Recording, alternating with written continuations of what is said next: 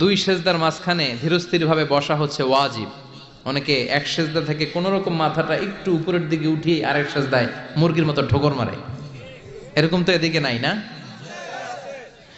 আবার অনেকে ইমাম সাহেবের আগে দৌড় মারে, আছে না নাই?